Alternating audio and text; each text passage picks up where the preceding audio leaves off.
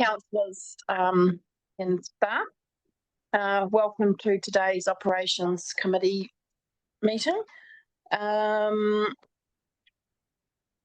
we're all good for numbers. Councillor Hill, I'll ask you to do our opening karakia, please. Tēnā koutou katoa, ngā mihi mahana ki a koutou, kei te mi ki a koe Chair Christine, ngā mihi nui ki a koe. He karakia tātou. Whakatakata hau ki te uru, whakatakata hau ki te tonga, kia makina kina ki uta, kia mātaratara ki tai. E he ake ana te atakura, he tio, he huka, he hauhu, a ti hei Māori ora. Cease the winds from the west, cease the winds from the south, let the bracing breezes blow over the land, let the bracing breezes blow over the sea, and let the red tip dawn come with a sharpened air, a touch of frost and the promise of a glorious day. Thank you. I just note that we have two councillors on Zoom this morning, Councillor Butler and Councillor Hill. So just a reminder, please, that if speaking, you need to use your microphone. This meeting will be recorded and available on the Council's YouTube channel. Please put your hand up and indicate if you wish to speak. And a reminder that the media are present. Welcome, Max. Catherine, bottom line. And so I think that's all the formalities that we need. So we will move to apologies this morning. We have an apology from Councillor Greening, and we have an apology from Mayor King for lateness. Can I have a mover for those apologies, please? Moved Councillor Shellcrass, seconded Councillor Walker. All those in favour, please say aye. Against, carried. And welcome, Steve. I think that you have got an introduction to make. Good morning, councillors, and through the chair, I'd like to take this opportunity to introduce you to Robin Byrne. Robin joined us on Monday as our governance manager. She is the replacement for Elaine. Elaine is still with us. She's working from Auckland at the moment to help us through the election phase as a special advisor. She is a deputy electoral officer, so we kept her in that role. And when we farewelled Elaine some weeks ago, I talked about the fact that we were losing one of New Zealand's most experienced governance managers, and she replied, well, perhaps that's the case. She came to us from Auckland City and saw the transition to the super city. She said, yeah, perhaps that's the case apart from Robin. And so we now have Robin as well, who's joined us from Nelson City.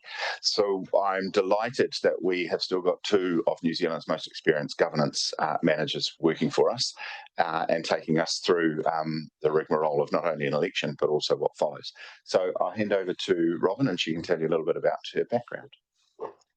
Thanks, Steve. Yeah, in fact, I employed Elaine at Nelson City Council for about 4 or more years, and also Kelsey. So it's a fairly easy transition to have some of my team again. For the last 9 years, I've been leading the governance team at Nelson City Council. Prior to that, I was in the New Zealand High Commission in Canberra, and I was the administration manager there. And before that, I was in the Vice-Chancellor's office at Lincoln University. And I have worked in another council around about the Y2K era.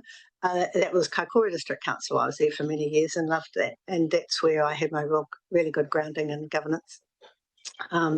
Coming to Tasman District Council feels like coming home. I was brought up in Lower Queen Street. Or lived in Brightwater, and I've also lived in Wakefield. So while I've been away from Nelson for quite some time, I have sort of been back and lived back in Tasman. And I'm really pleased to have made the move here. I look forward to working with you all. All right, thank you, and welcome. And with that experience, it looks like we're going to have to be on our game. Yeah.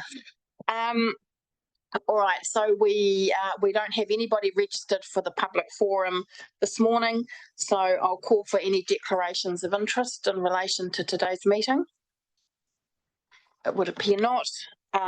We have no late items, so that brings us to our minutes of our meeting held on the 10th of July.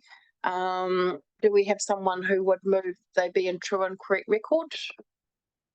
Moved Councillor Mayling, seconded Councillor Dakey. I'll put that. All those in favour, please say aye. Against, and that is carried. And so that brings us to our reports for today's meeting. I just feel before we get into the reports, and I know that not everybody is here for the community infrastructure activity report, but I do just want to acknowledge, you know, the efforts of staff over the period of the flooding events. It comes through in the reports. The impact that has had on all aspects of the council's work, and you know, a lot of it is in the operations area of work, and so I just want to express my sincere thanks to everybody for their efforts. So we shall start off with the Information Services Update Report. So Chris.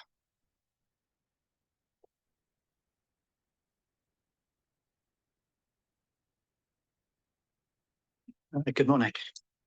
So there's nothing really to update since the report was written. Maybe to emphasise that the CRM project is progressing well. We're in the middle of the testing phase and we haven't encountered any critical bugs in the system yet, so that's really encouraging. So we're feeling confident about being on track for the 20th of October. So other than that, there's nothing, I think, further to highlight unless there's any questions. All right, thank you. Thank you, Chris. Any questions from councillors?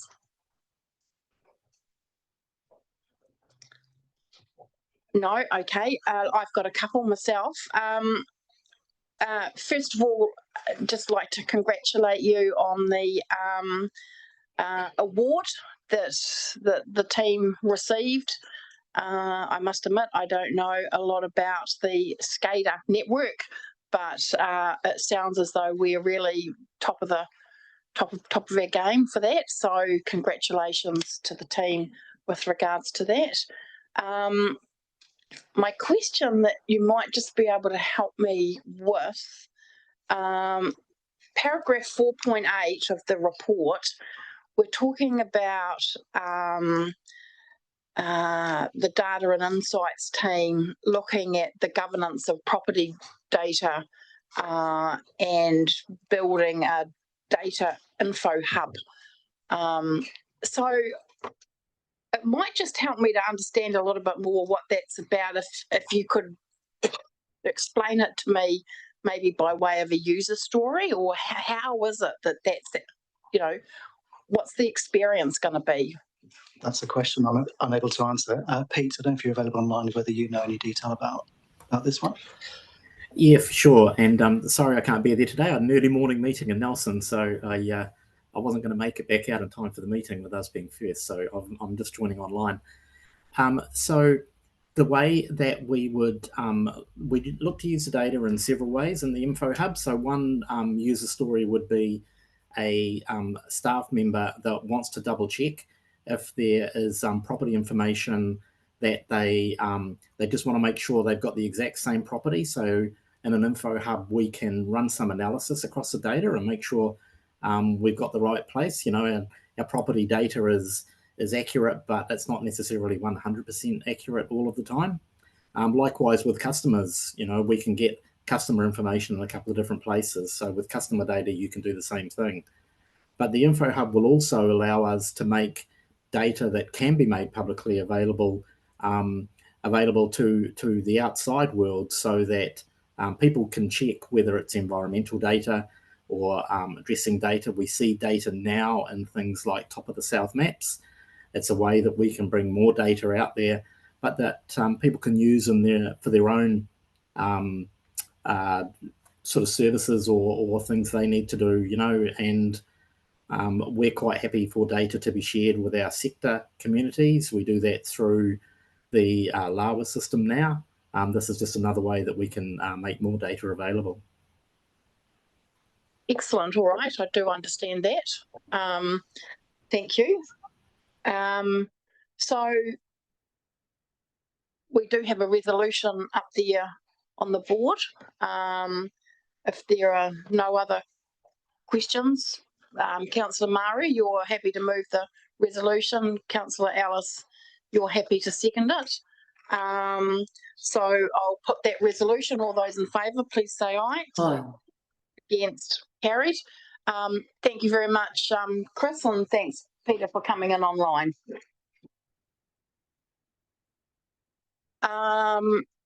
Welcome, Chris.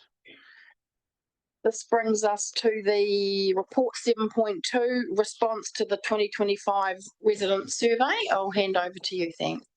Thank you very much, Madam Chair.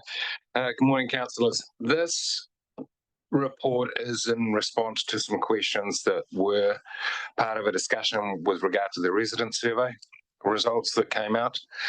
And essentially, the report, while short, points to the 4 questions that were at the tail end of that survey, which in itself serves as a service delivery report, as in what services we're providing, etc. However, the 4 questions at the end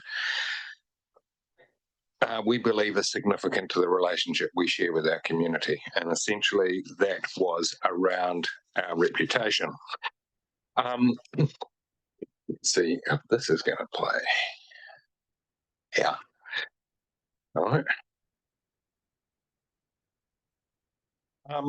One of the things that we found dominant is the satisfaction with our consultation. And we felt that there were 2 factors that influenced this. One was the complexity of what we were doing, the fact that as local government has developed and grown and the legal framework in which we operate has changed, our processes have become quite complex. Now, whether we're managing that by legislation or risk management, to a certain degree, they've become easier for us to manage just by the terms of the volume of what we have to consult on. This has often led to commentary around consultation fatigue and has led to a number of accusations of, oh, you were here last week, why didn't you ask me then? We've been here before, which I will acknowledge engagement activities such as the Mapua Master Plan and now the Motueka Master Plan is a response to that. But we believe we can go further. We have got tools that we are using and have developed, such as Shape Tasman, and to a degree our Facebook, our social media, and various other means of media, such as one of the something I'm quite proud of recently is the sector has recognised the value of our newsline. In a dying media world, it has become quite a valuable tool, and people are asking, how did we get that across the line? Well, 23 years ago, it wasn't that hard. I just want to have a look at this figure. So these are the things that actually concern us, and I've got 3 slides. There's the satisfaction with public consultation, which has dropped to 44%, which I think, well, us as a communications unit were quite concerned about with regard to its impact on our reputation. Come on.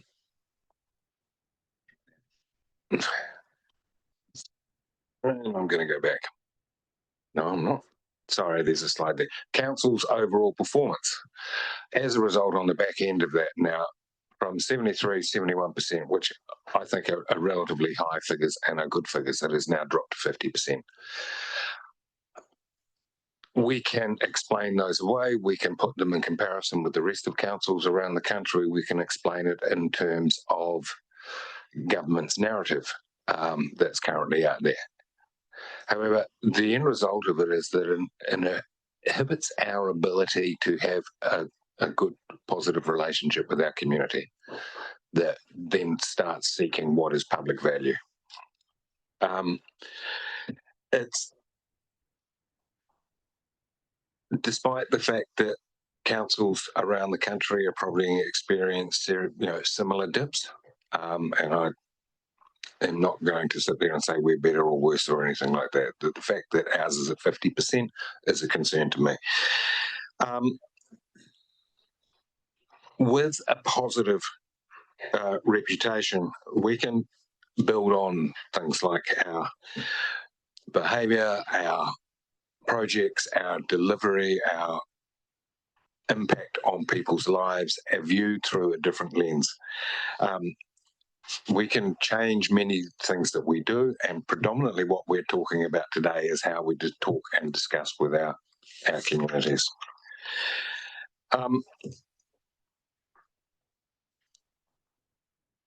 This is probably what's driving this.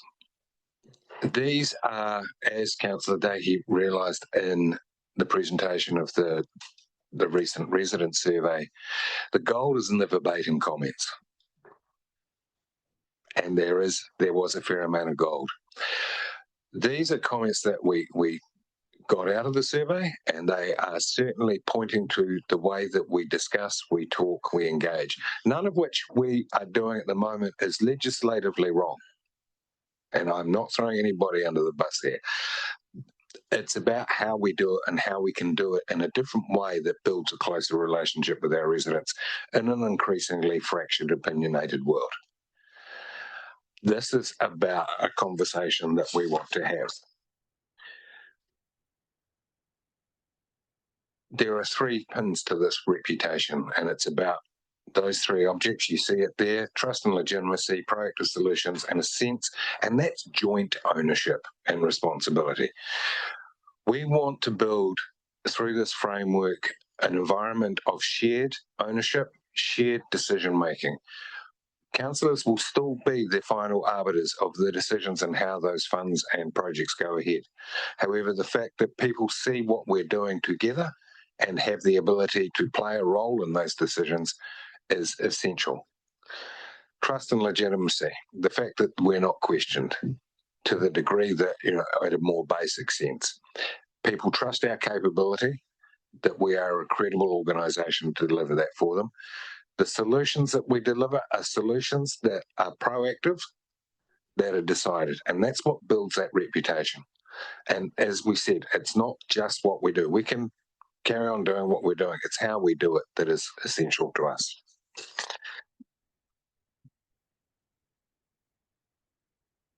Basically, what we want to do in this is the significant engagement policy, which is slated as to be reviewed within the LTP process, which you all know is coming up in about 18 months' time, which is one of our more challenging projects. It's legislated, it's determinative for a certain length of time, and it is also a lot of hard work.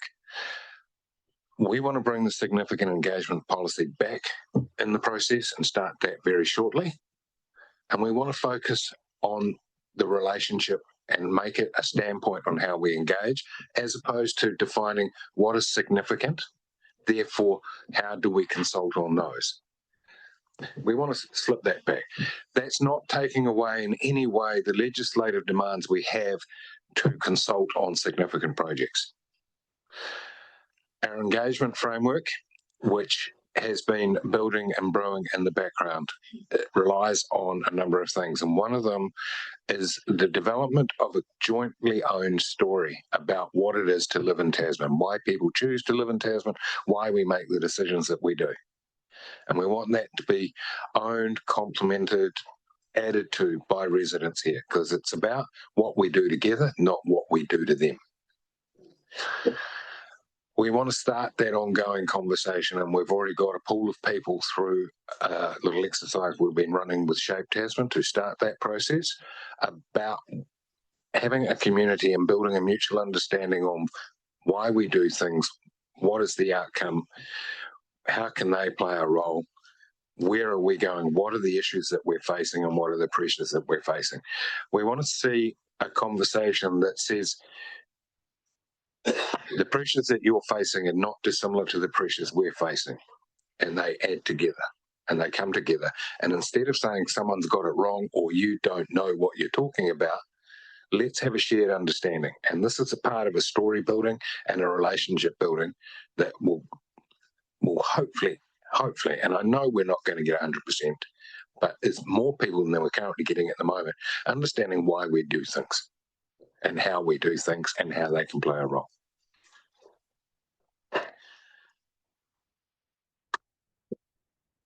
Basically, this is the end result we're looking at.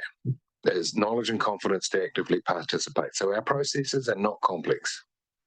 We may actually find that we don't need to do as many processes because of the relationship and the conversations that we had, that we've already gathered the information we need to make that decision. And that is allowed for in the legislation. The Tasman community has a strength of ownership and a sense of, what it means to do and live here, and they actually trust us. And yes, this is aspirational, but we've got to get somewhere towards this. The mutual relationship is the key outcome for us. They see value for what they're getting from us. They've had ability to play a role in it, and they understand what is happening. Essentially, this is stuff that we should be doing anyway, but it's a response to the survey that we saw as significant, and we wish to move forward. Thank you, Madam Chair. Thank you. Thank you, Chris, for taking us through that. I can definitely see your passion and enthusiasm to move to a future end state. It's not only Chris. Sorry? It's not only Chris, it's all of us. It's all of us. I was going to say, before you open the floor to let the members, perhaps I could say something through the chair. So the communications function sits within council operations, and I take the outcome of this survey particularly seriously. I think it's my job to oversee how well we communicate the activities of council out through the community. It's not necessarily the role of council operations to undertake some of those consultation activities. For example, that's other parts of council. But I think my role is to bring that together in a way which builds trust and builds understanding. We all know around the table that we're not going to please all of our community all of the time with some of the decisions that we have to make and where we invest that. What we need to do is we need to play a better role in helping our community understand why their particular viewpoint doesn't chin the bar in a certain circumstance, because with that understanding, they're then going to go out and be, well, I wish it had gone another way, but I understand why kind of conversation. There are some other things which are going to, some winds which are going to blow in our favour. First of all, we've got the opportunity for an engagement and communications reset with the new council post the elections in October. Secondly, we've talked to you often about CRM and what we're doing in terms of a different way for our community to engage with us and collect information about where they're at. And then thirdly, the opportunity that this survey presents us in terms of reimagining how we are going to engage with our community and build those levels of trust that Chris has spoken about. The other thing I'd say is that if we look to social media as one indicator, and we reflect on the last couple of months, the number of positive reflections of the work that we do in the community over the flood event has been as overwhelming as sometimes the negative reactions to some of the other things that we do. And I gain confidence from that because it tells us that our community does actually value what we do. Sometimes they don't value the way in which we go about telling them what we do. And it's been really uplifting to read a lot of those comments about where we're working in some very, very distressed parts of our community. And yet at the same time as that, we can have a conversation that goes completely off-piste in terms of some of our other activities. So the evidence is there that we can do what we say we need to do. It's about rolling up our sleeves and making that difference. Thank you. Now, Chris, did you have some hard copies you were going to hand out? I don't know whether any other members found it, but I did find it quite difficult to scroll through the two PDFs that were in our paper, our story image and the engagement framework. So we'll just hand these out, given that we are being asked to endorse the proposed engagement framework. Something as well. Yes, apparently. Not sure what endorsing means as opposed to approving, but okay. Still looks like everything's I happening. know there's a lot of answers here for quite in the detail. Councillors, the two items which I have given you are fundamental to starting this. And yes, it is quite detailed. And in the room, we have Victoria with us, Victoria Weingartner, who is our community engagement lead and has been working on this for a while.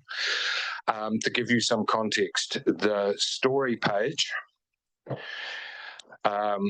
diagram is not creating any new community outcomes. It's not creating any new rules about how we go. It's trying to put in perspective how people view their time here and the conversations that we can have with them. And it's about creating an empathetic relationship with what makes it important to them to be here. And those are the headings that we will be having those conversations with them and how we will be building this story about what it is unique to Tasman.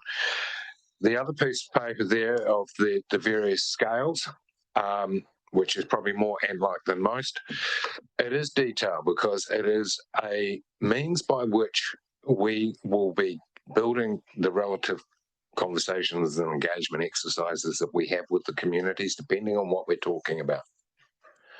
It is quite detailed, yes, and believe me, Victoria, if you need some description on how this works, Victoria is in the best place to describe it because, yes, it becomes ant-like for me as well occasionally. I want an outcome. How we get there is Victoria's job. It is scientific. There is some science there. This is not the colouring in department putting up this, finger in the air and hoping the wind blows the right way. There is a great deal of science involved in this, and we have the measurement platforms in place to actually monitor our progress against this, because we don't want to come back in a year and say to you, oh, look, we think it worked. We want some visible movement on this, and we want to give Leonie, the ELT, as well as yourselves, confidence that they're invested in the right place. And when I come to investment, I'm talking about utilising tools that we currently have already. This is just about looking at this relationship in a different lens. It is not about buying anything great in or changing anything radically. This is about a lens refocus. Cool. All right. Thank you. Councillor Maru. Thanks, Madam Chair. And I've just got a different question now, just from a statement that Steve made. So I too saw the positive feedback we got on Facebook through the store events, and the level of information and the depth of information is going out to the residents. And it's a little bit ironic because in the other part of our consultation, we are really quick to say the discussions we have on Facebook aren't part of consultation. Now you need to go bump off to another media, put it into Shape Tasman. So I guess my one of the questions is, how do we make capturing those discussions with residents easier, whether they're face-to-face, whether they're through the service desk, whether they're through social media, not just through a Shape Tasman portal? So so I guess my best feedback is the feedback I get face-to-face when I walk into the local pub, and it's honest. How do I capture it? It obviously influences some of my decisions, but they're the discussions. I would hate to see the discussion part being we tell more stories to convince people what we might be doing. So the balance of news line would be the fors and against. We have to take responsibility as councillors in terms of a lot of the discussions we have in workshops would be absolutely valuable for people understanding eventually how a paper gets written to council, but they don't get to see that. But so the first bit is, how do we make capturing those discussions more than just Shape Tasman? I leave that before Victoria does. Just to answer your question, my comment about Facebook was just an illustration of how there is clearly some stuff that we do that resonates very well with our community. I'm not advocating a particular platform over anything else. It was just there's a stark contrast between some of the things that we've seen in Facebook just recently versus some of the things in the past. And that gives me hope that actually there is a good message that's being received by the community. But absolutely not suggesting that is in any way something that we should do more of or less of.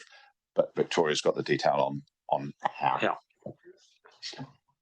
And before I hand over to Victoria, who will speak on this far more eloquently than I, there are a number of channels that we cannot use legislatively. like for consultation processes such as social media. One of the reasons that that's not taken into account, and we keep saying, can you please go to shape? Can you please go to shape? Is that we have necessary guidelines that we have to meet with regard to name, address, validation of person, etc.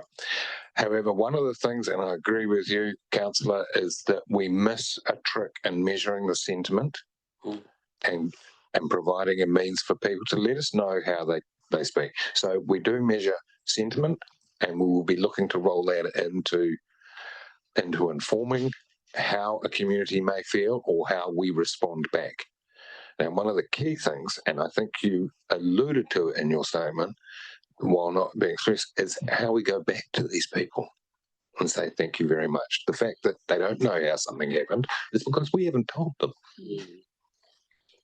We want to create that two-way relationship, which means obviously the engagement process is, I think we're going to do less, but I think they're going to be more formative.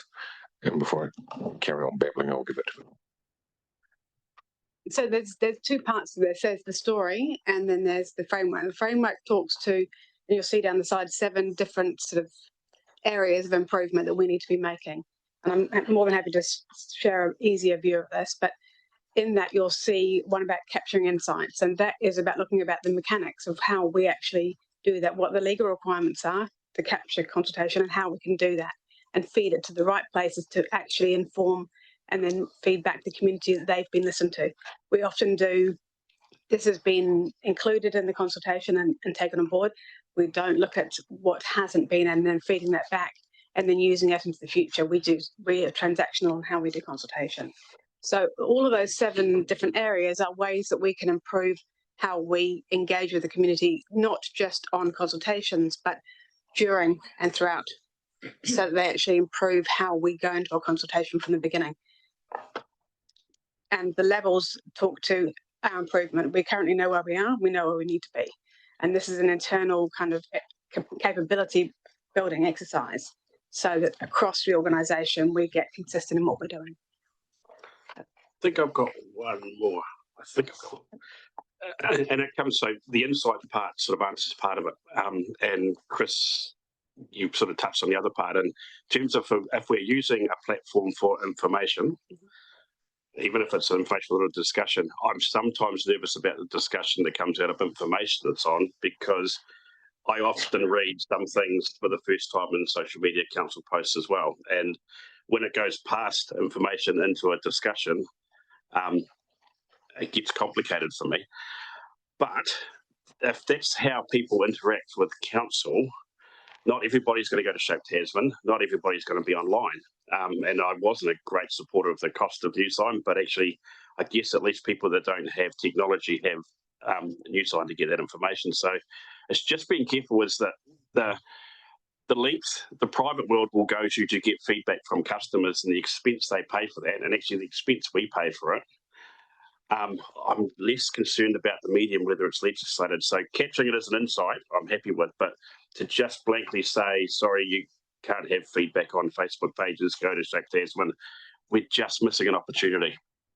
So we certainly wouldn't be doing that. It's just about when you take that feedback, whether or not you have to then do something else in order to make sure that it is captured from a legal perspective. So the aim is that people ultimately, if you get to the ideal level, all feedback can be captured, and you can use any channel that is available to feedback the community, and we have the mechanisms behind us to be able to then process it and show that you've been heard. Thank you. Councillor Dowler. 2 questions and a comment at the end, if that's okay, but we've lost our graphy thing that was up there before. That was what my questions were on. The thing, the presentation you did. Okay. There we go. Is there a correct thing in particular, councillor, that you're after? The 2 wiggly lines that you did. First of all, the one that went back from 2005 up to now, and then the one after that.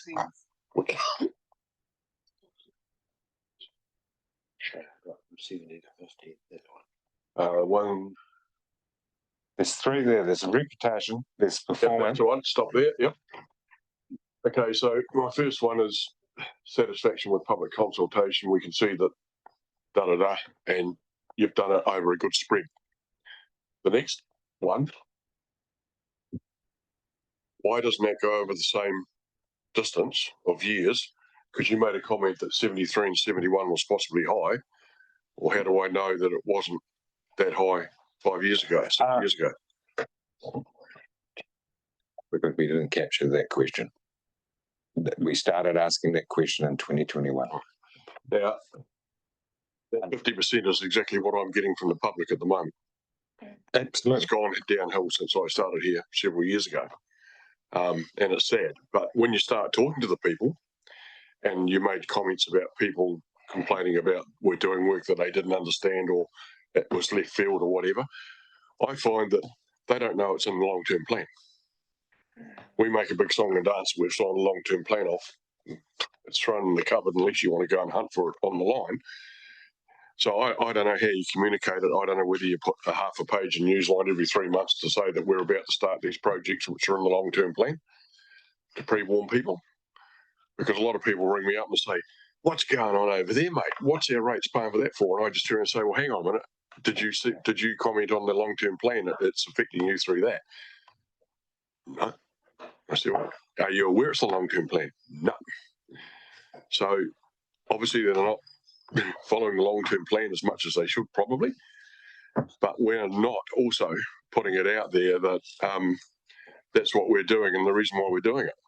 It's preempting. That's what I'm saying. And once I explain it to them and I turn around and say, and following that, this is going to happen. Oh, so that's where your rate money's going, mate. That's what we've planned. It's been accepted, signed off by the council. It will be reviewed in 3 years' time. If you don't like what's happening in 5 years, you've got 3 years' time, you've got a chance to come and have a chat and say you don't want it or don't like it. So that's one of the things I do get back quite regularly is that they just don't know and they're not following the. So mind you, I don't follow the social media thing either. If I can't read it on paper, I'm not really interested. But unfortunately, my new role, I've got to change my mind. There's a thing called WhatsApp. I've never heard of it before, but I've had to join it, and it's yuck. Anyway, my last comment. Quite often, during the conversation, I'm not being a picky bugger, but you keep talking about the Tasman community. Well, the Tasman community I know of is about 200 people. It's the Tasman district community you should be referring to all the time. Sorry about that. No, completely right. And you get pulled up. And one of the biggest dangers we make as a mistake is making Tasman a homogenous place. You tell Ngāti Moti people they're the same as Motueka people and all hell breaks loose. Yeah, sure. No, just that's we have, and we recognise that. But there is Tasman as a unique place to live as a wider district is something that we wish people to recognise, and the fact that our geographical challenges, the reasons we come here to live, and the pressures that we face make this part of what it is to be Tasman, and how this organisation manages it on that path. Thank you, Chris. I just want to make sure you got the point that Councillor Dowler was making, which is we have a little area called Tasman. Oh, yes, absolutely. As opposed to the Tasman district. So we need to make sure we always differentiate that. Talk about it. Oh, good. Thank you. Just in response to Councillor Dowler's comment too about the LTP. The LTP is probably one of the most complex beasts that's ever been invented for local government.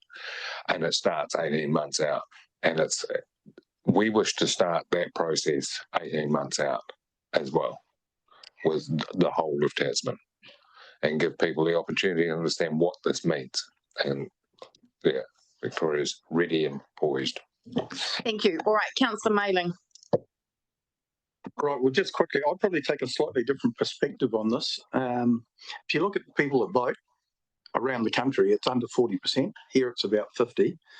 So to me, I see part of our role is staying out of the way of our residents. When they turn on their water, it's clean. When they flush the toilet, it goes away. And when it rains, they don't get flooded. That's what they want. And their roads aren't too congested. You know, the biggest complaint I get in Richmond is about congestion. So, you know, if you can get those basic things right, you're halfway there. Shape Tasman, we've just done the Waimea River Park where Shape Tasman actually was where we got most of the feedback. So I think that's working. But people have got busy lives. We're getting pounded by central government because we're the easy whipping boy. And, you know, they talk about a rates cap, but they're not going to cap Three Waters. And if you look at what's the data I've seen in this last week, the increases in other parts of the country are going to be greater than ours. But a certain percentage of our people don't want to know, and I don't blame them. They've got busy lives. There's more important things to do. There is a small percentage that are really, really engaged in local government, and those are the people that probably give us the most feedback. But in actual fact, people have got other things going on in their lives, and I don't blame them for not being that interested. And I think you're always on a hiding to nothing, Chris. But I think Shape Tasman has been a big improvement, and we're getting more feedback. So there's a viewpoint, a bit different from some others. But Thank you, Councillor Mailing. Did you want to make a comment, Chris? Yeah, I will. Thank you. And thank you, Councillor Mailing. Yeah, for the vast majority of people at this stage, that is the situation. With a nod to Mr. Kirby and his group, we are extremely good at what we do. And the fact that 90% of our population can get up in the middle of the night and go to the toilet and not worry about it, that can go and get a glass of water in the morning and not know they're not going to get poisoned, and the fact that the majority of our roads are some of the best in the world, let alone in New Zealand. And I know people find that hard to believe, but you should go to England. What that means, though, is that we've got some people that we are so good at our job, it is taken for granted. What it doesn't do, though, is give us the benefit of and enable us to do things that most people don't know what we do and sit there and go, why am I paying for this? And that's where our issue comes in. It's about what makes this district unique quite often. And we want people to come along on that journey. All right, thank you. Councillor Butler.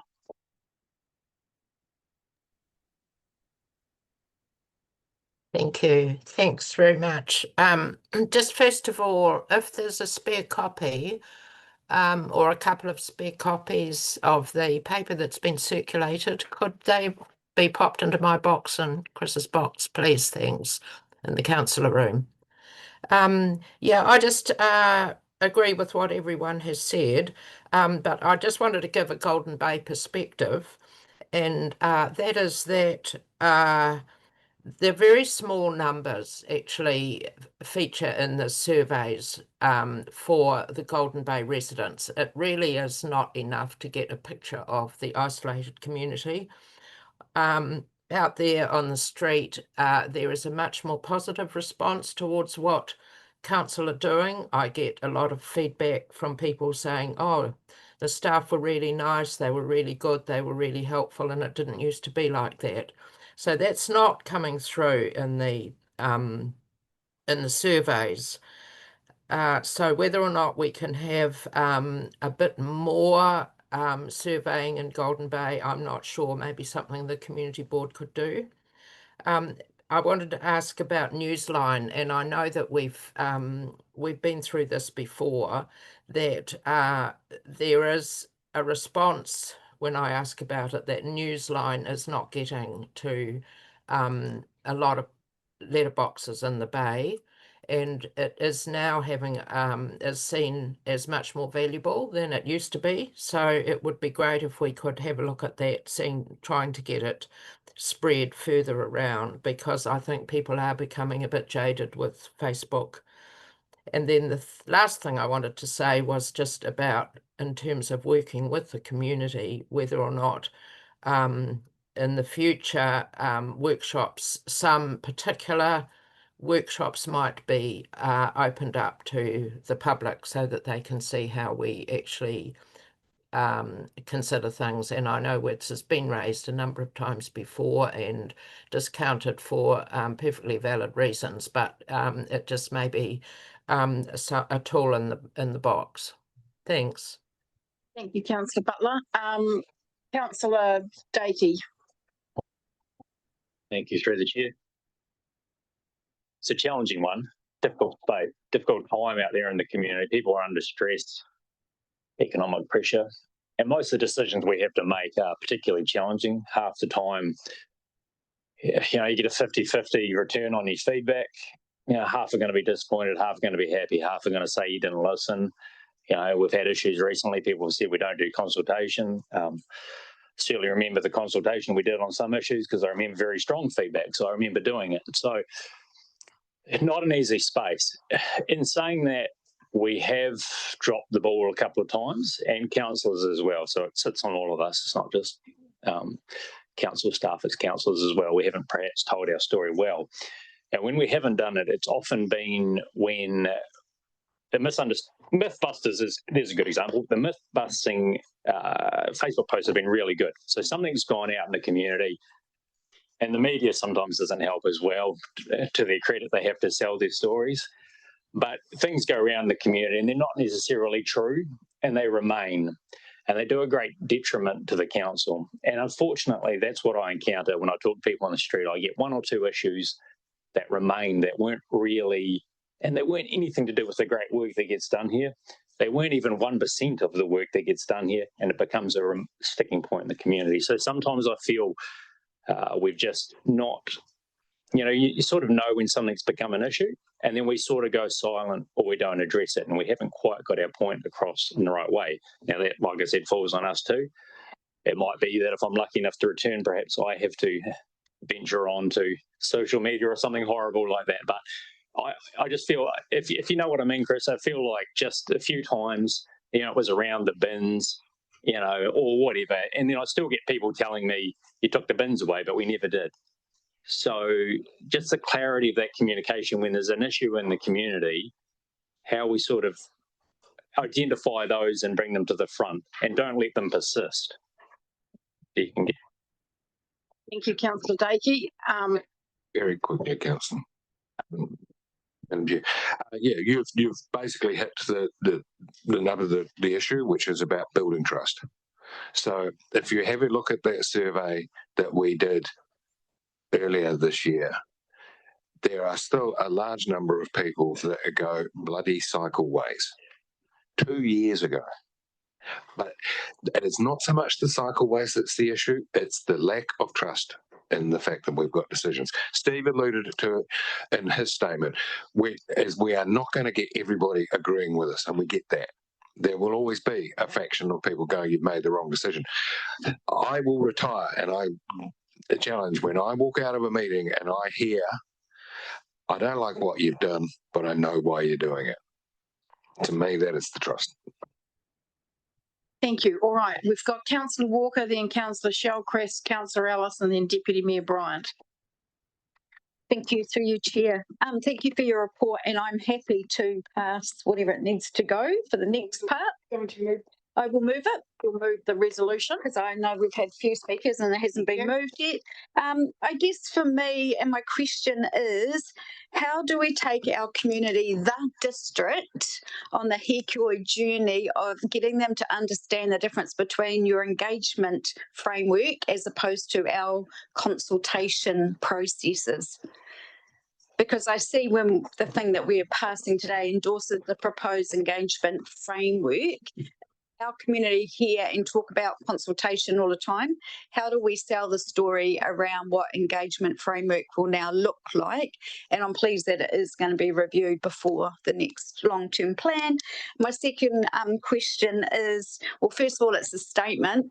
Some of the comms that comes out on Tasman District Council's Facebook is quite opinionised, and often it is one person, staff person's opinion, which can actually create more negativity than positive responses.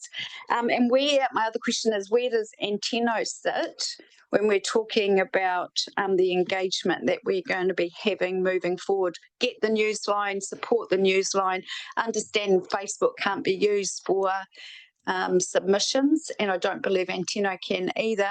But when we're using Anteno, how are we using it, and how will we engage more with our community? And now, Bruce. There's a few questions here, and I'll be as brief as I can, Madam Chair. Anteno is for announcements to people about the things they need to know in their street on a regular basis. It can also be for events. weather events and emergency events. It enables people to give people information in real time if they're subscribed. Now, it is a subscription service that people have to subscribe to. They don't have to pay anything for it. They just have to say, yes, this is what I want to know about.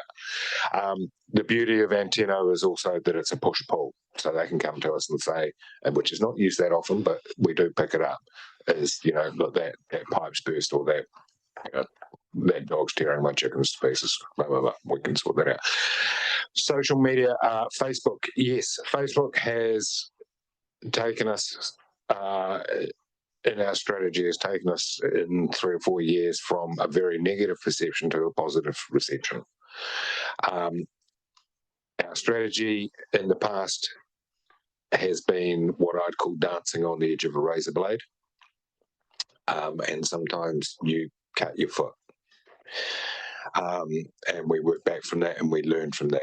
But one of the things that we are looking to do, and we'll have started doing this now, is to a certain degree, our teenager is growing up and is now going to be taking a far more informed, a far more real life, the real time attitude about what does it mean? What is this person actually asking? What is this person annoyed about? It's stepping away from who is the person to what is the issue. We've got one of the biggest followings in the country on our Facebook page, and many councils again are coming to us saying, how did you do that? It's not something that I would recommend to anybody. It can go horribly wrong, and we've had examples of that, but on the whole it's gone tremendously well. And I do have an issue with that being the sole voice of this council.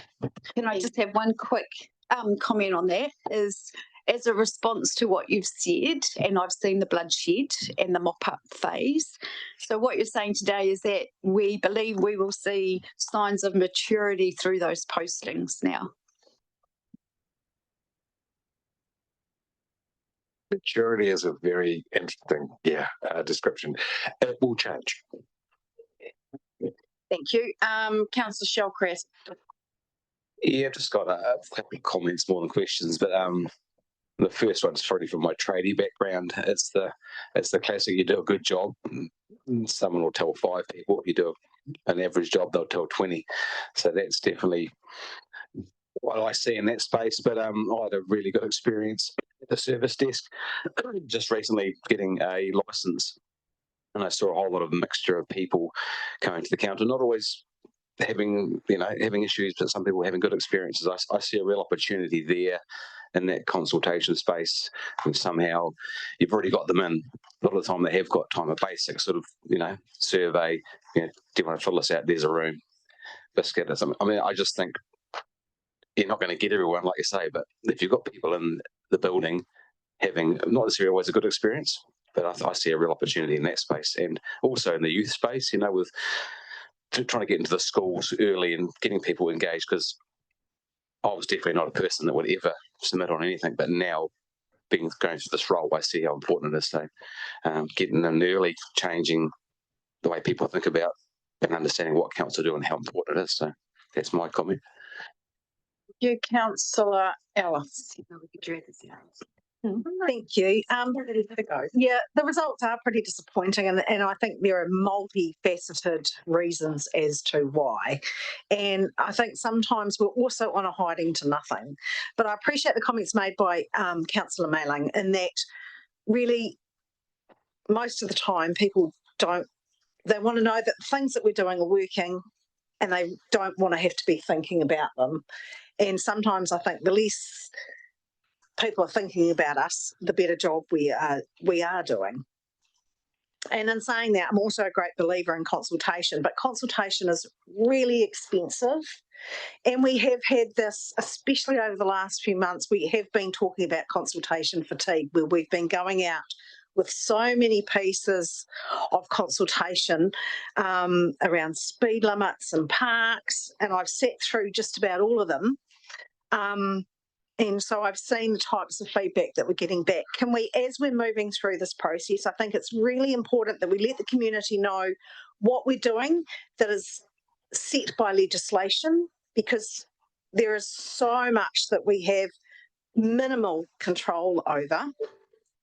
And I think it's really important that we're clear about where we are constrained in those areas. And I think too, people want to have their say, but they are busy.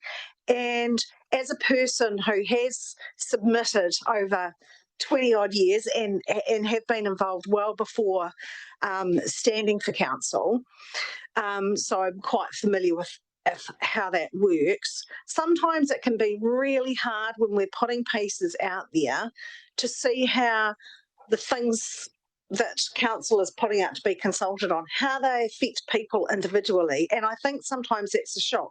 We know that we've gone out consulted about so many things because we've seen all of that feedback, we've seen the processes, and then the community goes, you haven't consulted, because they haven't understood how it actually affects them. They want to have say about the places that they go and the places that they enjoy and how they carry out their daily lives.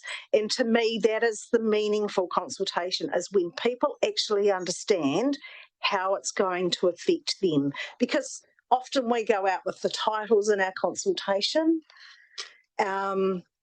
And I think we did quite a good job when it came to all of the consultation about our reserves. It's easy to show how that's going to affect the place that you're living in. But in other pieces, you know, when we've talked about what's happened in the main street in Richmond, people are busy and they don't realise, we have consulted, but they don't realise how it's going to affect them on a daily basis. So I think that's something that we can, could we please, as we're going through this, is actually stop, put ourselves in the place of the people and say, okay, what's this going to look in their daily lives if we change this? And how can we let them know so that they will pick up and notice that this is what we're actually talking about? Because it can be hard to pick up on when you're not hearing the jargon and the lingo and the big broad groups of stuff that we work in. And I know that means we have to get into lots of different minds because everybody sees it differently. But for me, when I'm trying to explain what we're working on, that's what I try and do. And I think that's maybe something we could look at doing a lot better. Thank you, Councillor Ellis. Deputy Mayor Bryant. Thank you, Madam Chair. So I think initially when you discussed this, I wasn't here, so I've just got a couple of 3 questions and a comment. And I are happy to second the resolution. So my question relates to, is there any legal requirements that we have to do this engagement survey? As to the survey, no, I don't believe so. There is an audit requirement with regard to annual report and how we deliver. Yeah, it's just audit as opposed to explicit within legislation. And just referring back to just quickly what Councillor Ellis mentioned, we do have legislative requirements to consult. However, how we do that is up to us, and it's about setting the context for that. Sorry. I'm happy to let Councillor Ellis indicate she's raising her neck to speak. Sorry, can I clarify a point that? Just clarify the point. I think we need to. When I talked about what is legislative, it's not about legislation about consultation. It's about the things that we do that are set by legislation that we can't consult on as well. I just think about the reserve management plan, Lakes Murchison, where we use Shape Tasman around Owen River Reserve, and we got a really good response around that. So I think maybe it's the type of engagement we do at the time as well.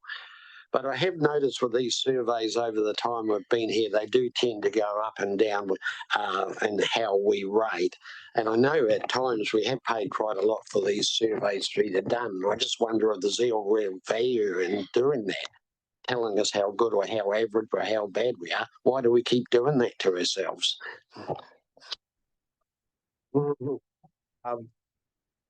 In response, very quickly, Madam Chair, so I don't want to move on. We are required to measure the effectiveness of some of our services, and the fact that we started asking about our reputation, our performance, basically what do people think of us, was in response to Local Government New Zealand. I think you remember about 5 or 6 years ago they introduced Council Mark, and the trend was set by a previous chief executive who said, who are they to know that and how do they know that? And we wanted to test that and use that as a springboard for actions. Right. Because I'm not sure now, but they even these surveys did used to cost quite a lot of money per annum. And do we have a contract over a number of years with the current provider, or how's that working? Because I understand there was a change in the way they contacted people that could have contributed to the success or otherwise of the survey. Through you, Madam Chair, yeah, it's run by different groups from us. We've merely tacked on and grown on the side of this, like a sort of pilot fish. Or you could use another word. And I understand there is a contractual basis to this that was, as you quite rightly, as the councillor referred to, it has been renewed recently as a result of the previous company going under. Right. So all of those factors could contribute to it. So I think we're on the right trend. So with that, as I say, Madam Chair, I'm happy to engage, second the resolution, and hope over time it improves. But I'm sure that some of it's cyclic too. Thank you, Deputy Mayor Bryant. I guess just a comment from me. I mean, invariably what I find when I'm talking to community members is that they don't always have all the context, and that's tricky. And because they don't have the context, you know, they can sort of go off on a bit of a tangent.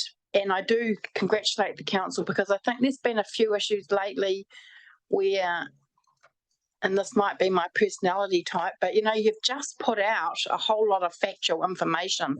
So one that comes to mind is actually Lower Queen Street and the work that's being done. So if you just put out all that factual information for people that want to engage, they can access it, and it just helps to build that context. And I think that that's been a bit of a change that I've seen, which I think is quite good. Anyway. Yes, Member Starkey.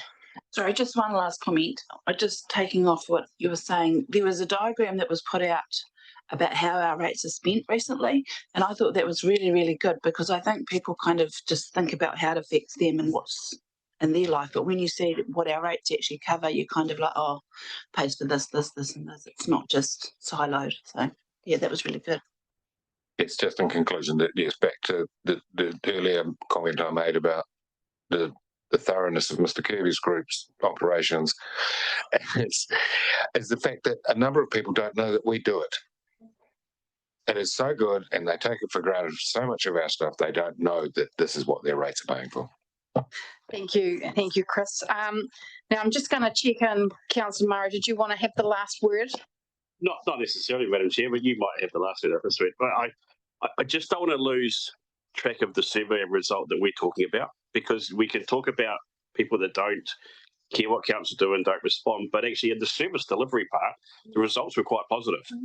So I don't want to talk down the demographic that was responded, because that demographic also said actually the things that matter to us we're doing really well in.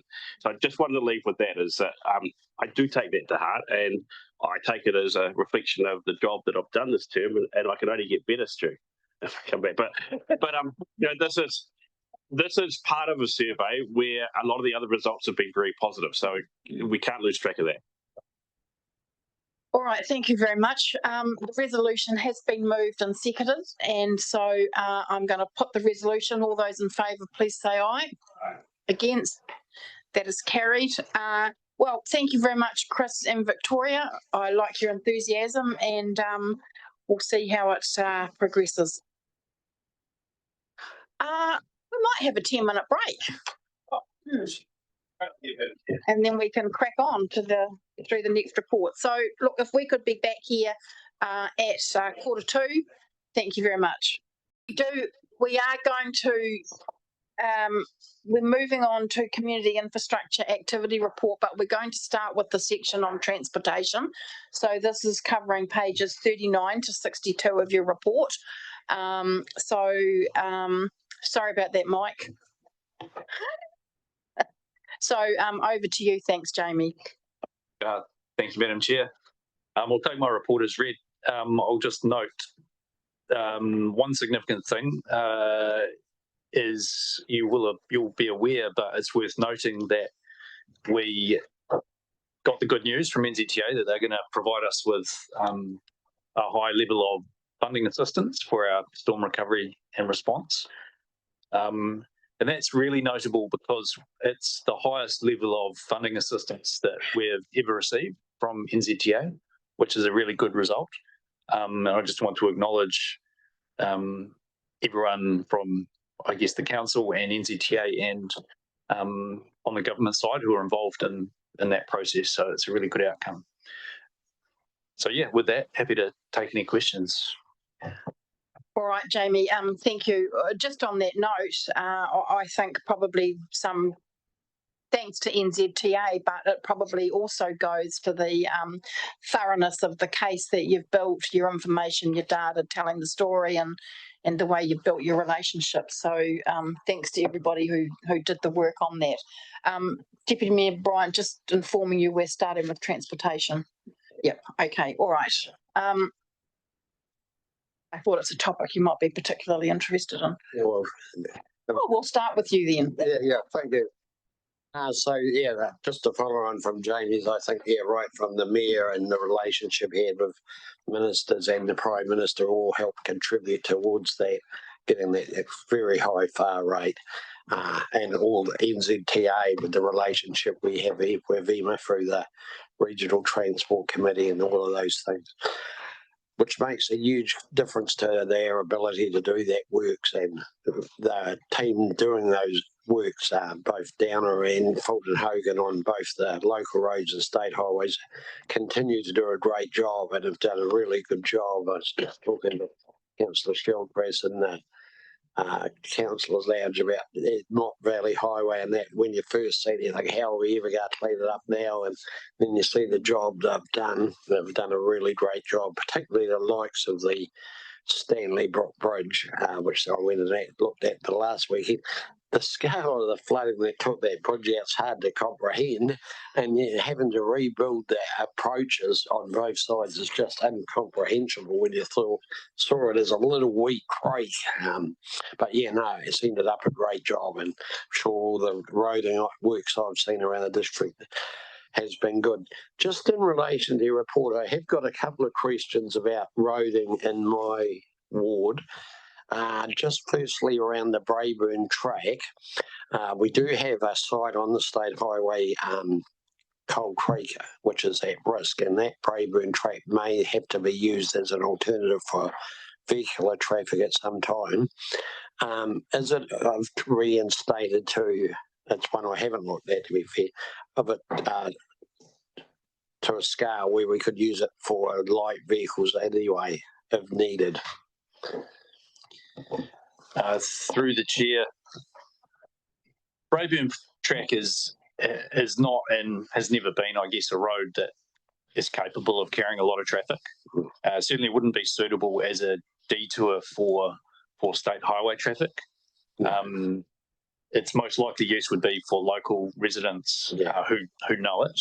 But yeah, I think we would have a problem on our hands if Google Maps was sending people that way. Yeah. It's just so narrow, there's not passing opportunities. Large vehicles would get stuck. And it looks like it was quite significantly damaged as well. Yeah. Although, again, the Fulton Hogan team down there have done a pretty good job of getting things back into a usable standard. So I wouldn't have a concern from a storm recovery perspective. It's more an underlying nature of the asset.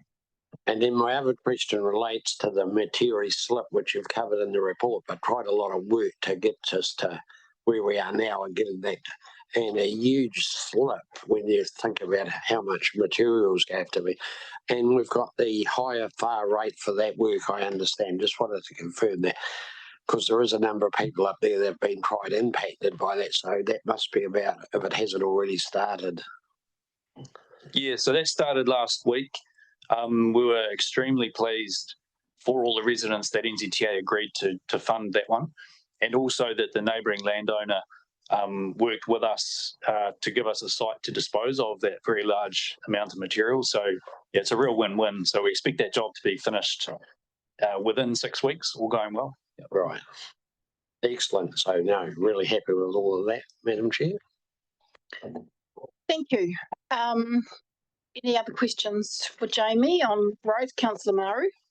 Thank you, Madam Chair. So, Jamie, just in terms of the crash statistics you've got there, can you just remind me, are we still doing some of the road safety work that Jenny used to do, or have we stopped all of it? What portion of, because I think there was a Rabbit Island event just recently, what road safety work are we still doing?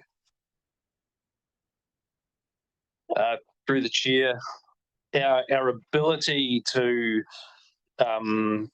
deliver initiatives, events, has been impacted by the loss of that of Jenny, and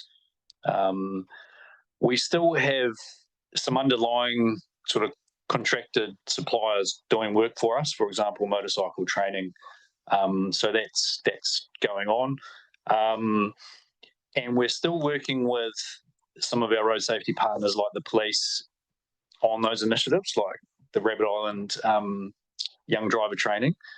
It'd be fair to say the police have done a really good job of picking up some of the effort that was being done on our side. But I'm not sure, how sustainable that is in the long term and whether we can continue to do everything we used to do. So we're certainly doing slightly less, unfortunately. Thank you. Just that round comment in terms of, I know we've recently had the sign costs, but in terms of, the crossing, basically there's a lot of driver challenges in terms of those stats, in terms of crossing lines, going around bends too fast in the stats. So I'd hate to think we lose track of the employing safe drivers to spending money just on signs. Thank you. Councillor Mayling. Just quickly, Jamie, in relation to the FAR subsidy of 81% for the recovery, is there a time limit? Because I had a discussion with Councillor Dowler about this. Is there a time limit to get that done? Or is it takes as long as it takes, as long as it's part of the recovery? Through the chair, there's no specific time limit. But like anything, patience would eventually run out if, for example, we weren't using the money in a reasonable time frame. So there's kind of reasonableness tests that apply. We haven't been given a hard date. Yeah, Richard.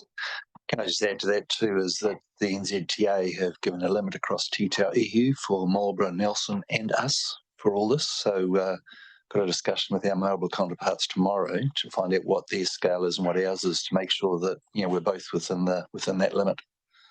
Nelson have indicated they've got next to nothing, so it's basically going to be Marlborough and us. So yeah. Thank you. Councillor Shellcrest. Yeah, obviously great work, Jamie. Obviously down the Mott Valley yesterday, and went after the first flood. It was obviously bad than the second one, but great work. Just had a local resident at Quail Valley just unsure about what's happening out there. Just have you got any idea on what's going to happen with that part of the road? Nothing certain, other than to say that it wasn't, because there's access to all residents, from either the State Highway or 88 Valley, that repair has been put on a kind of a lower priority list. So I can probably provide more updates outside of this. Yeah. So they are going to open it up again, because they was talking possibly it not. We would prefer to open it, to be fair. One reason is the potential that the Great Taste Trail temporarily might be, people using that trail might be redirected down 88 Valley and across Quail, for example, because it's going to take quite a bit of time to reinstate the trail from Wakefield to Trass. So, yeah, given the opportunity got with the funding and providing we can reinstate Quail Valley Road within a reasonable cost envelope, it would make sense to reinstate it. Thank you. Thank you, Councillor Shellcrest. Councillor Dakey. Thank you, through the chair. Yeah, again, same thing. Excellent storm response. Amazing speed of some repairs. I mean, some councils around New Zealand, it's been years on some of the reinstallations or decisions, humming and hawing, and the guys have just got out there and done it and cranked it out. I know there's more work to come, but the initial, getting roads open has been incredible. And on that note, I just pivot for the weather's obviously done a lot of damage to the big stuff we see, but we've had a lot of rain. It's done a lot of damage to our roading network in general, just urban as well. Are we in a position where we'll be able to deal with that within the budgets that we have? Because I look around and I think, well, we're stretched. Are we stretched, or are we still going to be able to cover all those little potholes and cracking that we've had because we've had an unusually wet winter? So are we on track to be able to keep up with the maintenance we need to do? That's my first question. Yep, through the chair. Yeah, and that's kind of an item I've covered in 5.4 in my report.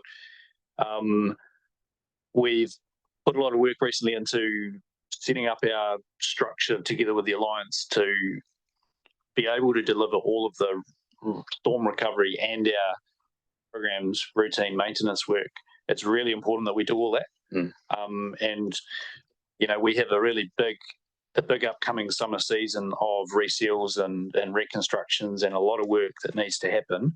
And, driving around the roads, you always see post-winter things look a lot worse before we get in and do all the repairs that we need to do during the warmer, drier months.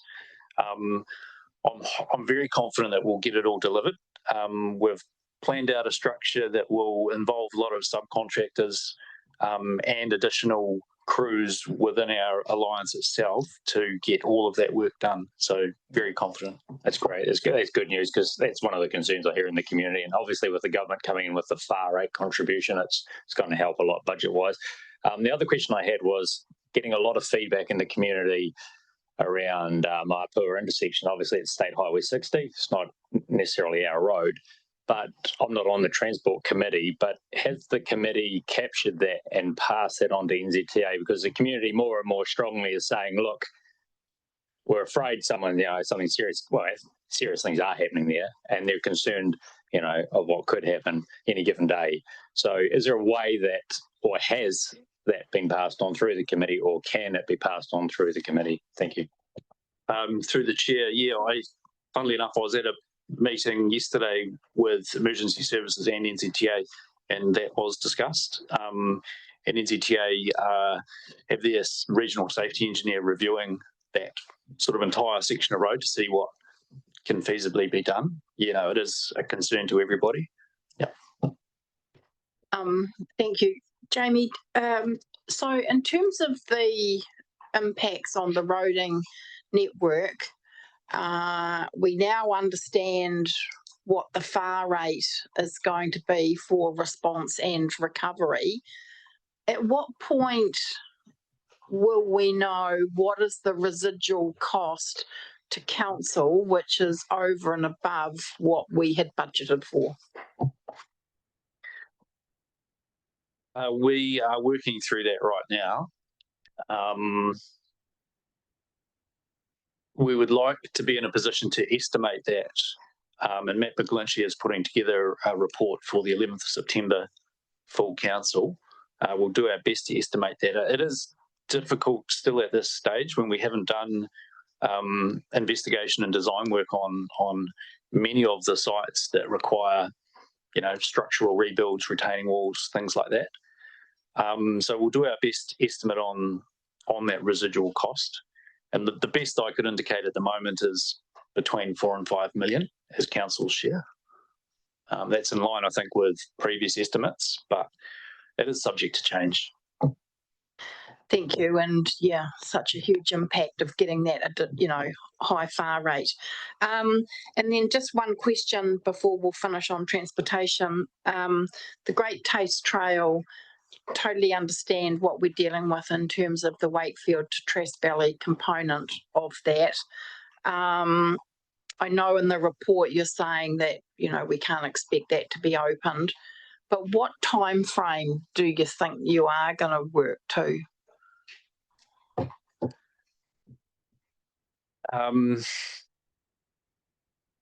It's going to depend on a number of things, not least of which is the funding. And we are working, well, we've got an agreement with MB, who are hopefully our funder for our Great Taste Trail recovery through their Great Rides Emergency Fund. On the scope of investigation needed before we would submit an application for that funding, we're expecting that work to take some months because there's a number of matters to consider. It's basically like starting from scratch with planning, you know, that new asset, where you've got to look at the route options available, begin discussions with landowners, assess the various risks and pros and cons. So quite a bit of work. We would hope to have our application to MB before December. That's what the team are working to. So it's, you know, it's likely to be a 12 to 18 month process. And so the budget that we've got set aside in the current year for the section from Holt Valley to Trass Valley, we'll just hold that, and that might become part of the whole kind of realignment. Is that the thinking? Correct, yeah. Okay, I'm just very mindful of not just the impact on people, but I'm mindful of the impact on the business community in Wakefield, for example, with having this section out of action. So, sorry, did you? I just say Anne Kohati. Anne Kohati. Oh, I forgot Deputy Mayor Bryant's ward.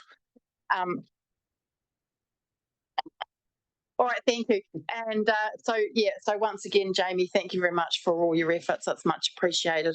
And pass our thanks on to Downers. Thank you. All right, team, we'll go back to the start of our report and the manager's update first. So, Richard. Thank you, Madam Chair. My report, I know many of the councillors have been receiving updates on the recovery. I've got Riley, if you could come forward. So Riley's basically heading up our recovery office, and she has been for the last 3 weeks, and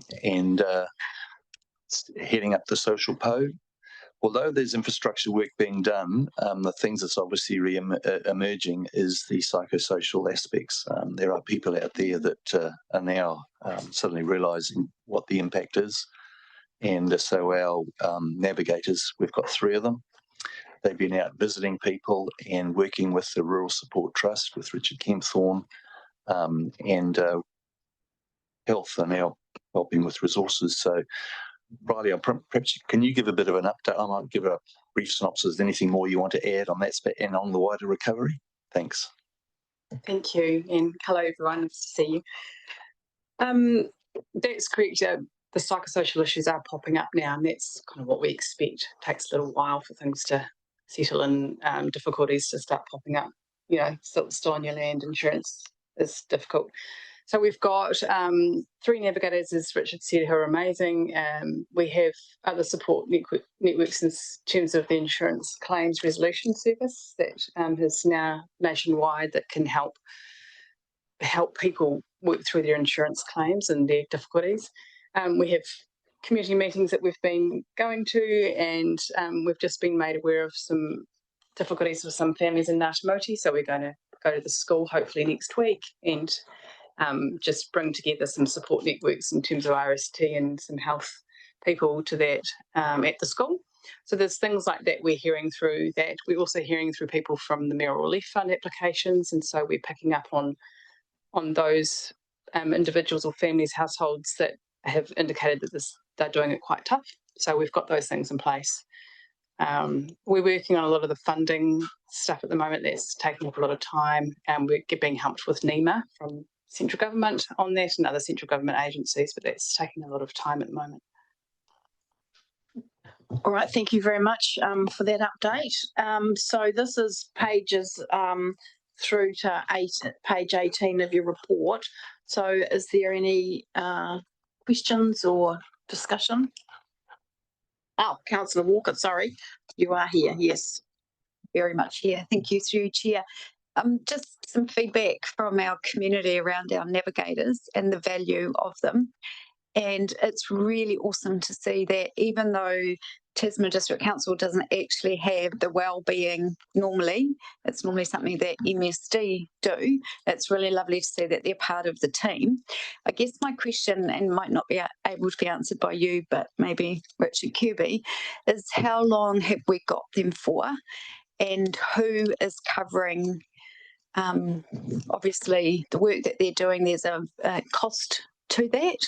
So where is that funding coming from, and how can we secure them for more than like another month, for example?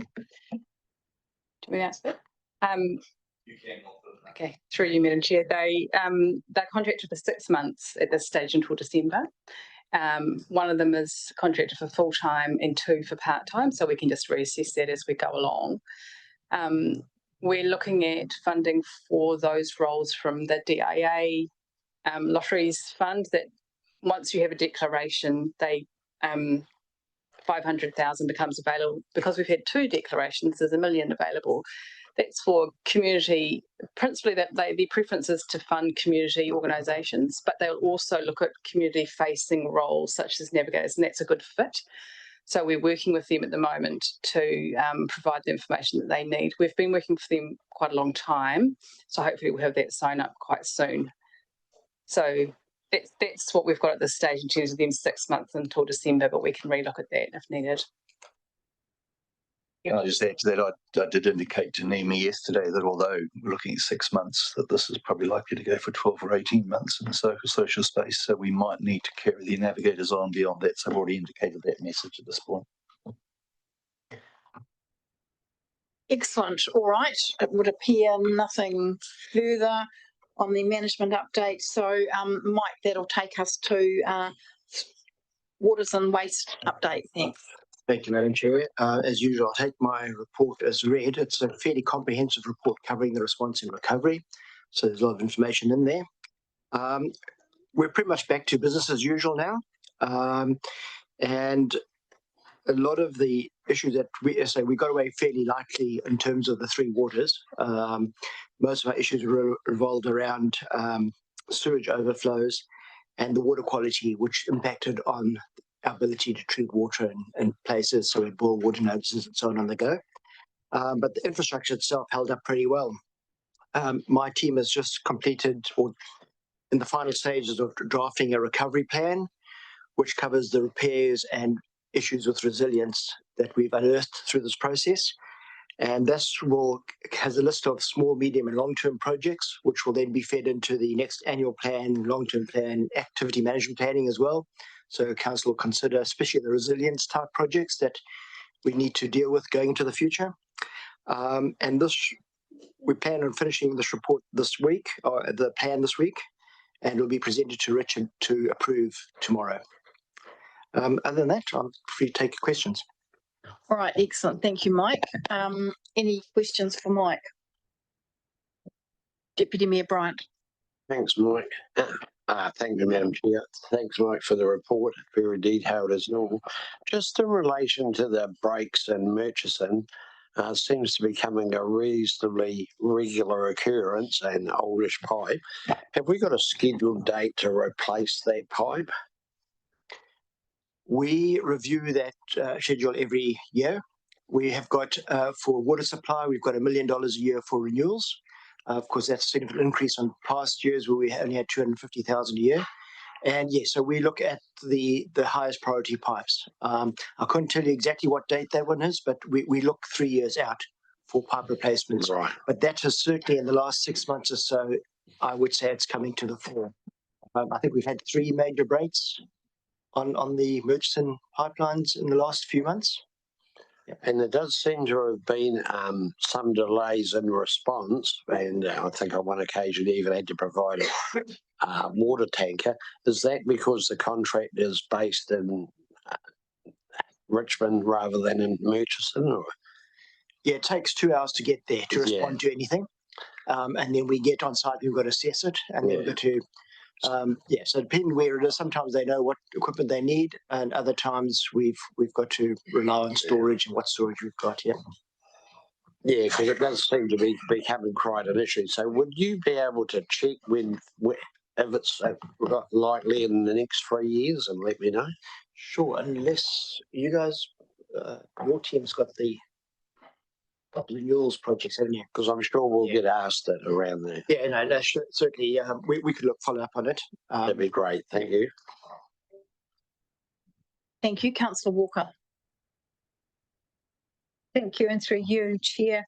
Just one quick question around 4.24 with the Motueka wastewater treatment plant and try and cope with the volumes. I see we've ordered a 8-module supercritical UV unit. Do we know when that's likely to arrive and what's involved to get it up and running? Thanks. Yeah, it's been ordered already, and we expect to have it operational before the December holidays. Yeah. All right, thank you. Such a comprehensive report, Mike, and such a lot of activity that we've got no further questions. Thank you very much. And once again, brilliant effort. Thank you. So that moves us, Nick, to properties. Oh, yes. Can I interrupt before we ask Nick to move? I just want to apologise for clause 6.3.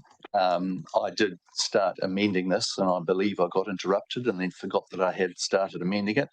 I did send out to councillors my amended version last week and I just asked Kelsey to add that to the report. So my apologies. It wasn't Nick's fault, it was my fault. Thank you. Nick. Thank you, Madam Chair. Take the report as read, just a slight comment on also 6.12, where we talked about the opening of Port Tarakoe. That's been cancelled following the flood events.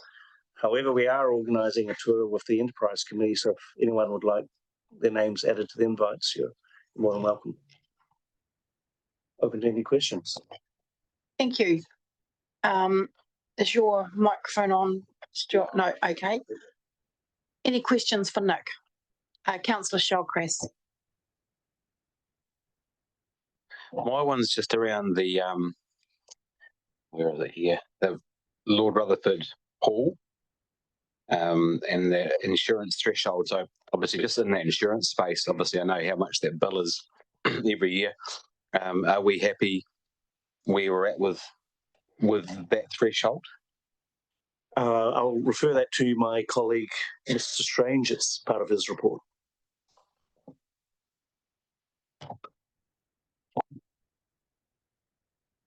Well, okay, shall we park that question until we deal with the parks and reserves? Thank you.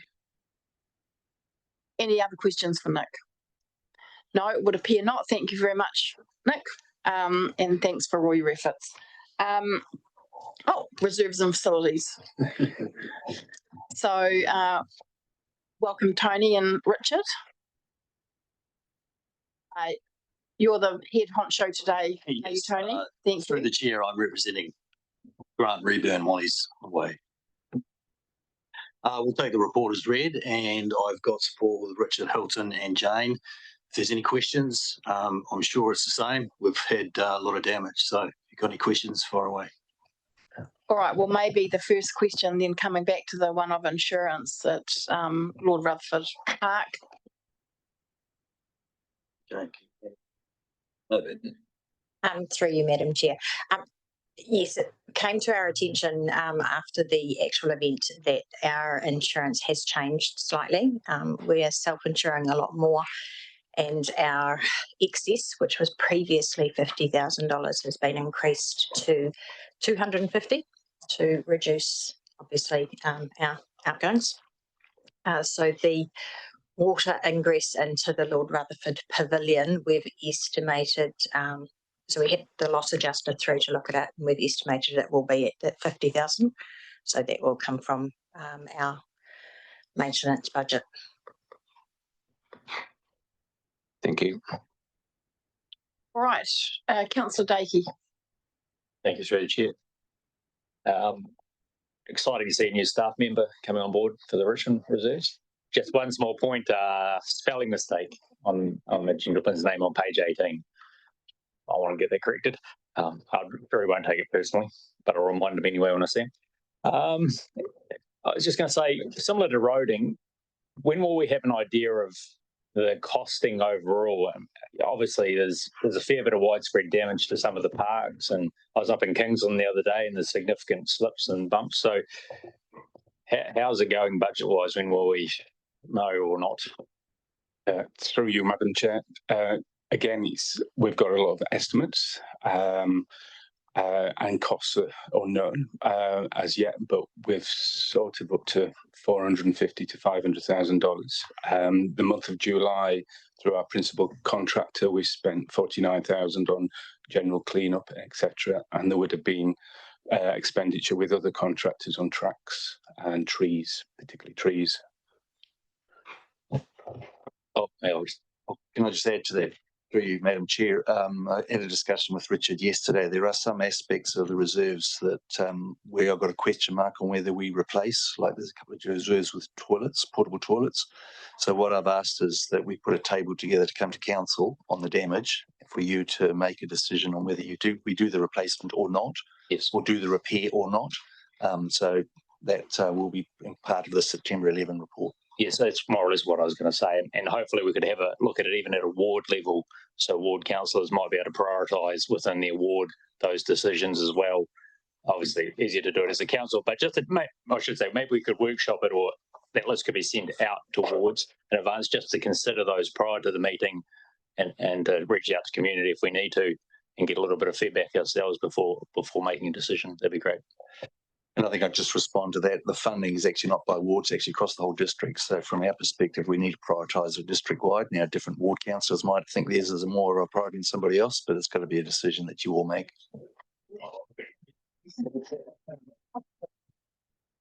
Councillor Gilchrist. Yeah, sorry. I was also going to big thanks to Richard and his team. I know they've been working hard. We had a good catch up with Richard the other day. They've done a lot of good repairs already and still plenty to go. So just really thank them, because obviously these community areas are so important. So thank you very much for getting those key ones back and running again. Very good, thank you. Just a question with regards to Rabbit Island. Is the future scenario that it's going to be a beach area with permanent ponds, or, I mean... Lake Rabbit Island. Yeah. Through the chair. I believe it's the hydraulic pressure of the groundwater that keeps the water retained into the hollows. It's happened before several times, I believe, and it does dissipate over time. Of course, this year we've had some nice regular rain, and it just keeps topping itself up. All right. I need to drive out and have a look. All right. Any other questions in terms? Oh, Councillor Dowell. I can't find it. I don't have with you how to highlight stuff on this, because when you put the highlighter pen across the screen, it doesn't move when you change the page. Is there a question? Councillor Dowell? Yeah. Technology. How to support you at IT? Kena Beach Reserve, the water tank that you're taking off the top of the hill down to behind the caretaker's thing. Excuse me. What capacity is the tank going to be, and where does the water supply come from? So the water supply is off one of the schemes in the area, and I've forgotten what the name is. Thank you, Mike. The tank was on top of the cliff. That cliff's been eroding for some time, so the stability of the tank was in question. So that will be removed. Tank will be moved down into McKee Reserve, and hopefully we'll have the same supply within our take as such. Because up there, down to there, you get a fairly good gravity supply, so you'll probably have to put pumps and everything in there too, will you? Yes, yeah, changes will need to be made. All right, thank you. All right, that would appear to be it in terms of reserves and facilities. So thank you very much. And that brings us to Adam and Rob. Thank you for being patient to the end. Over to you, please. Thank you, Madam Chair. We'll take the report as read. Just the two highlighted projects, I guess, we've got in the report. Just a big thank you to councillors for agreeing to close the library. It was a massive effort that month that we've just had. And as you can see from some of the photos, we just wouldn't be able to do it without closing it. So yeah, just thanks for your support on that. Like Queen Street, this is going really well. We have had a wee delay with the floods, obviously, with the weather. And the team are looking at how we can kind of make that time up. But otherwise, the team are very pleased with progress down there. So we started the bypass, so that's what they're doing currently at the moment. So they've moved the services, and yeah, so we're doing pretty well down there.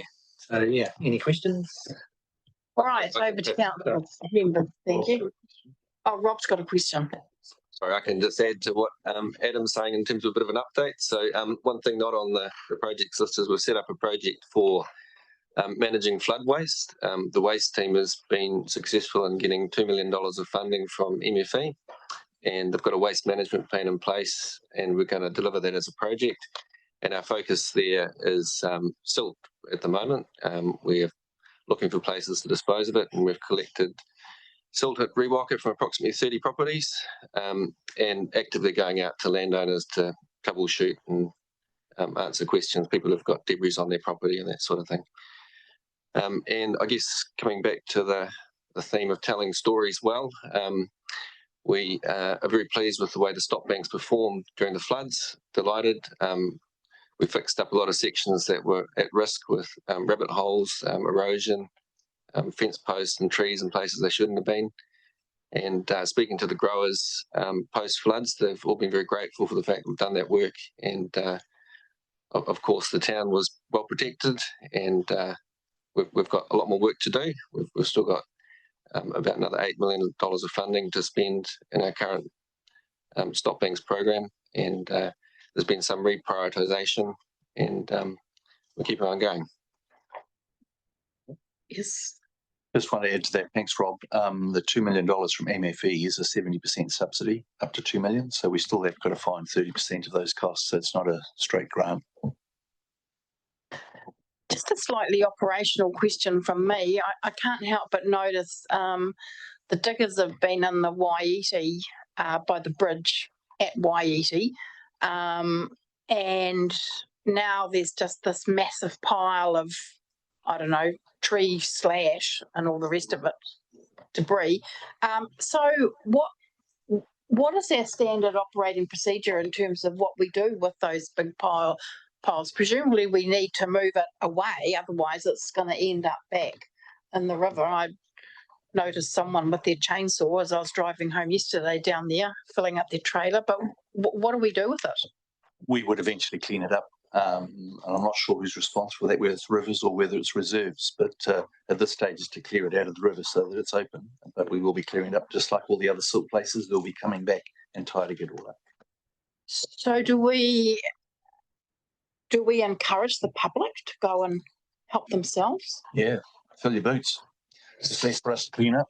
So how do we actually communicate? How do we communicate that so people don't think that they're taking something which, you know, is a bit dubious? I mean, if it helps to save, if it provides resources, timber, for people who might need it, and it saves the council from having to transport it away, how do we communicate that? As soon as we start doing things like that, there's a whole health and safety comes into it. And I just think at this point in time, we just leave it there, and we're not concerned if people go in. They go in at their own risk. It's not at our approval or anything like that. I think we just leave it open. All right, well, we do have the media in the room. Well, my message is don't go on there unless you're completely safe, because it's unsafe. Through the chair, so with the waste project, we're coordinating with the rivers team and also the transport team, and dealing with woody debris is in scope. And at the moment, we're collecting it, and we'll make an appropriate plan once we've coordinated. All right. Okay, Councillor Walker. Thank you, through you, Chair. Just a couple of questions. One is around the Richmond Library. So in the report, it says that from the car park side, we've noticed that there's some water tightness issues. Is that within the budget that we had here? Or is this new and, oh my gosh, how are we going to fund that element? Yeah, we did have some funding to do some weather tightness. We're just assessing. It seems to be much worse than we anticipated, because until we took the linings off, we couldn't really tell. So we're just doing an assessment now to see what that might cost to fix. So. And I guess that'll come back to this table then. Yeah, we're trying to keep it within the budget. That's what we're aiming to do. Yeah. It may come from overseas, but it would be good as a governance to know that. Thanks. Yeah. Yeah, no, we definitely will come back if we think there's it's going to be a budget problem. At this stage, we don't expect it to be. Okay, thank you for your response. And my last one that I should have brought up earlier was around the floodgates in Motueka, and it was great that we didn't have any incidents and they seem to have worked. However, when we went into a state of emergency and we relocated our Civil Defence Welfare Centre from Riwaka when the power went out, and we uplifted 40 odd people and we moved them to Motueka, I then got these interesting phone calls about the floodgate and not having any power source to that actual gate. How do we rectify that moving forward? Are we looking at getting another generator potentially to operate that? I mean, grateful the tide wasn't massive. However, how do we mitigate any other risk that we were lucky to get through this time? The gates were in the appropriate form when it happened. So we'll know well before that it is that whether it's going to work or not, because we have to do those gates hours before they're actually needed to hit the right tide. And I understand we can manually override them if we need to. But in that case there was a breakdown in the comms, as was a lot of the district because of the power failure. So it didn't even show up on our SCADA telemetry that there was an issue. As it turned out, there wasn't an issue because it had been activated already. Which wouldn't be the first issue with a glitch. Are we confident that we've addressed it for next time? Because we don't know when the power's going to go out. Well, if we have a comms fail, we don't know. We rely on SCADA telemetry to tell us if there's an issue or alarms out there.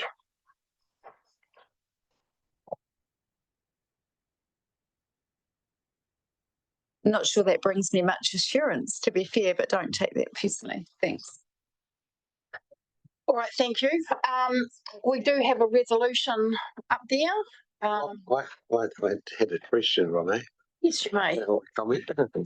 So firstly, Adam and Rob, you know, I went to the library the other day and it looks like it's been a challenging job with those big concrete things up in the ceiling. Are we on budget by and large for that whole job? Yeah, at this stage we don't anticipate any major variations. Right. Through.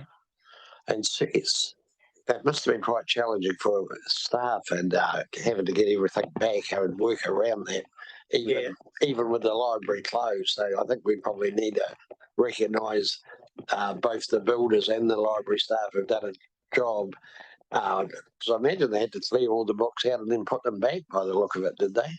No, we ended up covering most of them. Right. So the books stayed on the shelves. But the library staff have been fantastic. Yeah. So we should acknowledge supporting us. Yeah. They're currently out of the area upstairs and they're in the old Barnacote room. So they're in there at the moment. Right. And my second question relates to the Lower Queen Street Bridge. Where are we at with that, and is that all on track? Yeah, as I said earlier, we're about 2 weeks behind, and we're currently working on the bypass. So we're looking at ways how we can catch up on that time in the future. Just because of the storm events, we had to stop work because it was too wet in there. Right. Yeah. So the bypass, that's the hold up, is it now? No, so we're working on the bypass now. Right. Okay. When do you expect to have that done? I'm not sure on the timing. I think it's about 4 weeks. Okay, right. I'll just have a look. But the community will get plenty of notice about it. Yes, definitely. Because I imagine you have to have another closure, will you, as well, when you swap it over and stuff like that? I don't think there is actually. Okay. Yeah. No, good. Thank you very much. All right, well, we do have a resolution moved by Deputy Mayor Bryant, seconded by Councillor Maru. I'll put that resolution. All those in favour, please say aye. Against, that is carried. We have had an apology texted in to Councillor Walker from Councillor Kinmonth at around about 11 o'clock this morning. We are entitled to accept his apology if somebody wishes to move that. Moved by Councillor Mayling, seconded by Councillor Shellcrest. I shall put that. All those in favour, please say aye. Against, that is carried. And I think that that concludes our meeting, and I'll ask Member Starkey for the closing karakia. Kia tau kia tātou katoa te atu whai o tō tātou ariki a ihu karaiti.